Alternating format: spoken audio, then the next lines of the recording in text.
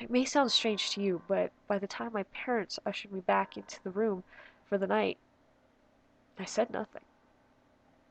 I didn't protest, I didn't even make an excuse as to why I couldn't sleep there. I simply and sullenly walked into the room, climbed the few steps into the top bunk, and then waited. As an adult, I would tell everyone about my experience, but even at that age, I felt almost silly to be talking about something which I had no real evidence for. I would be lying, however, if I said this was my primary reason. I still felt that thing would be enraged if I so much as spoke of it. It's funny how certain words can remain hidden from your mind, no matter how blatant or obvious they are. One word came to me the second night, lying there in the darkness alone, frightened, aware of a rotten change in the atmosphere, a thickening of the air as if something had displaced it. As I heard the first casual twists of the bed sheets below, the first anxious increase of my heartbeat, the realization that something was once again in the bottom bunk. That word, a word which had been sent into exile, filtered up through my consciousness, breaking free of all repression, grasping for air, screaming, etching, and carving itself into my mind. Ghost. As this thought came to me, I noticed that my unwelcome visitor had ceased moving. The bed sheets lay calm and dormant, but they had been replaced by something far more hideous. A slow, rhythmic, rasping breath heaved and escaped from the thing below. I could imagine its chest rising and falling with each sordid, wheezing, and garbled breath. I shuddered in hope beyond all hope that it would leave without occurrence. The house lay as it had the previous night in a thick blanket of darkness. Silence prevailed, all but the perverted breath of my as yet unseen bunkmate. I lay there terrified. I just wanted this thing to go, to leave me alone. What did it want? Then something unmistakably chilling transpired. It moved.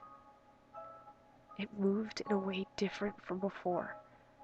When it threw itself around in the bottom bunk, it seemed unrestrained, without purpose, almost animalistic. This movement, however, was driven by awareness, with purpose, with a goal in mind. For that thing lying there in the darkness, that thing which seemed intent on terrorizing a young boy, calmly and nonchalantly sat up. Its labored breathing had become louder, as now only a mattress and a few flimsy wooden slats separated my body from the unearthly breath below. I lay there, my eyes filled with tears, a fear which mere words cannot relate to you or anyone else coursed through my veins. I would not have believed that this fear could have been heightened, but I was so wrong. I imagined what this thing would look like, sitting there listening from below my mattress, hoping to catch the slightest hint that I was awake. Imagination then turned to an unnerving reality.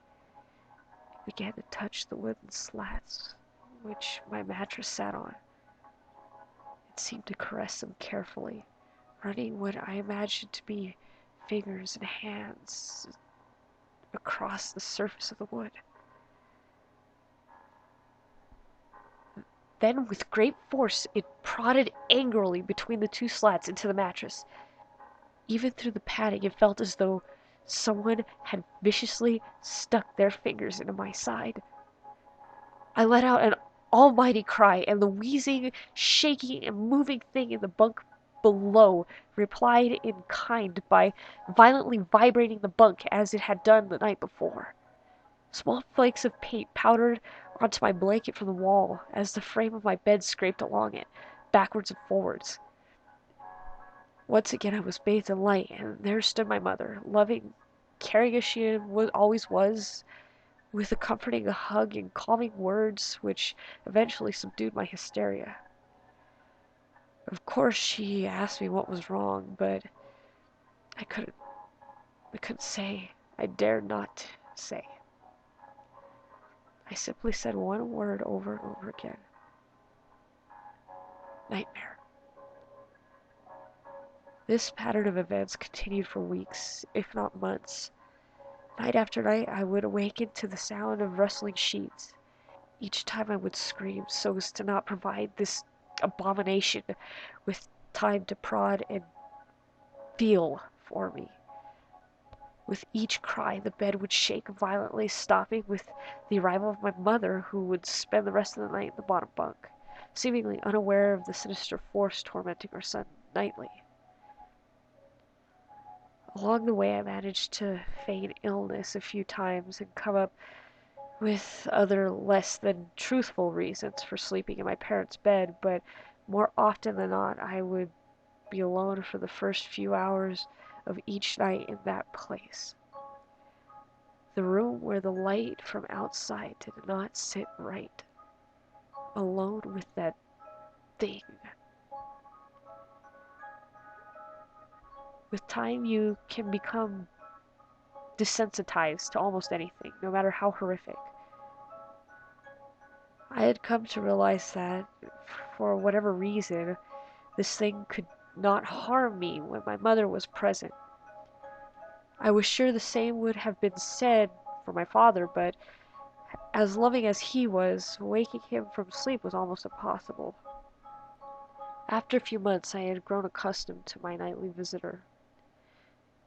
Do not mistake this for some unearthly friendship. I detest the thing. I still feared it greatly, as I could almost sense its desires and its personality, if you can call it that, one filled with the perverted and twisted hatred, yet longing for me or perhaps all things. My greatest fears were realized in the winter. The days grew short, and the longer nights provided this wretch with more opportunities. It was a difficult time for my family.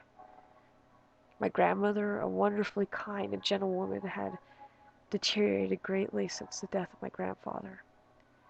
My mother was trying her best to keep her in the community as long as possible. However, dementia is a cruel and degenerative illness, robbing a person of their memories one day at a time. Soon she recognized none of us, and it became clear that she would need to be moved from her house to a nursing home. Before she could be moved, my grandmother had a particularly difficult few nights, and my mother decided that she would stay with her. As much as I loved my grandmother and felt nothing but anguish at her illness, to this day I feel guilty that my first thoughts were not to her, but of what my nightly visitor may do should it become aware of my mother's absence. Her presence being the one thing which I was sure was protecting me from the full horror of this thing's reach. I rushed home from school that day and immediately wrenched the bed sheets and mattress from the lower bunk, removing all the slats and placing an old desk, a chest of drawers, and some chairs which we kept in a cupboard where the bottom bunk used to be. I told my father I was making an office, which he found adorable, but I'd be damned if I'd give that thing a place to sleep for one more night.